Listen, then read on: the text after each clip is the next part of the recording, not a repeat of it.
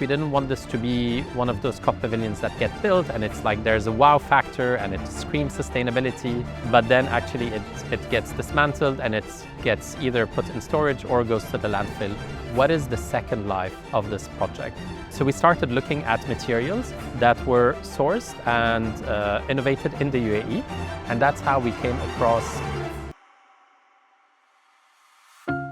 Most humans live in cities, and cities are definitely not serving us well. We like to move away from human-centered design. I mean, arguably cities are not even built for humans. They're built more for like cars and industry and corporations. But even this idea of moving away from human-centered design into life-centered design, because when you center life in your design, you're automatically providing the right environment for not only humans to flourish, but for the more than human to flourish. And we really wanted to work with waste, because waste is a human construct. It's not a natural construct. Waste doesn't exist in nature. It's just resources that are waiting to be used. So I've been working with Noura Razian at the Jameel Art Center for a few years now on different exhibitions and things related to the environment and the ecological crisis. And so I took part of a workshop that they organized where they were actually writing their charter for COP28. So they wanted to come up with a charter that would look at the role of art institutions in response to the climate crisis. The design process was very fluid. Different things were inspiring us. So the first thing that we started doing is studying the local ecosystem.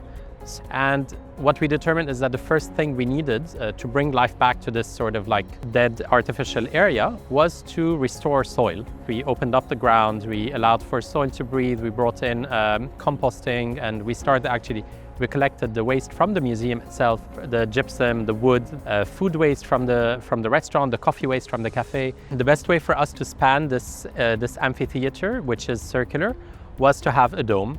And so that's where the idea of the dome came from, with a fractal pattern that allowed us then to start designing cones that host life. We found the different materials such as desert board, which is made from the waste of the cuttings and the prunings of the date palm industry.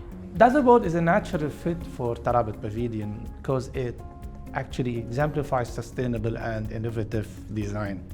Now, our boards begin with carefully selected local agricultural waste, which is processed into durable building panels. Now, this approach minimizes emissions associated with the traditional engineered wooden board productions while supporting circular economy.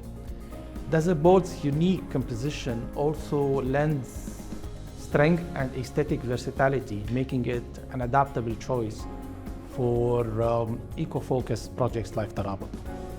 The second material we used was the mycelium panels, and those that were developed by Dima. Those are actually feeding off of the production waste from the production of desert boards. So it's like a second cycle waste stream that we are using. And those have a life that we estimated at around 3 to 6 months.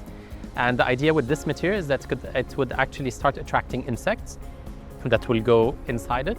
And those insects will then attract the birds. So it's like kind of like a slow release food for the birds. Mycelium is the root structure of fungi. It creates a network that acts like a glue or a binder that holds material together. So as opposed to other traditional building material, we don't have any synthetic or chemical binders. It's all natural. And this is what's really unique about mycelium. So when we produce mycelium material, we have to think about how we're going to install it, what value will it add to the installation. And in this particular case, we built on the idea of creating that multi-species habitat. So for this particular creation, we didn't actually coat it with anything. And the first week when it was installed, it was white, the mycelium was there, and then slowly over time it started to wear off, while it's actually now turning into soil because the birds and the insects started picking on it. And then the third material is date form that was developed by the art collective, and that is using the wasted date pits. So the date pits are crushed and roasted, and they give us this beautiful finished material that smells so sweet and that smells of dates. So the beauty of these products is that they are totally natural. You can actually smell them. They don't smell of like toxic chemicals, and so they have this really beautiful smell. So date foam is a solid surface date seed based material. So a lot of people often ask us, okay, the seed is quite small. How do you get so much of it? So initially when we were doing R&D, I have to admit I was eating a lot of dates.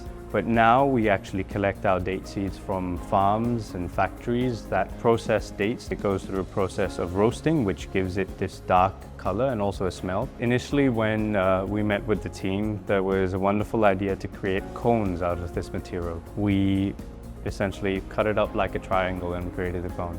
The fourth material is the arish, which is made from the stem of the date palm leaf. And that is a traditional building material that is used in the region to create roof structures and shading devices. So we worked with artist Solimar Miller, who does these exquisite drawings and detailed drawings of the local ecosystems around her. The organisms that are going extinct, like certain types of birds and foxes and turtles. Her work was also made on repurposed bed sheets. So it's also kind of this idea of reusing an existing material. So birds and insects are the ones that would most easily be able to come back here. And so we decided to actually also support them by having an element of water. So what we did here is that we used the Jameel Art Center already had these machines called the air-to-water generators.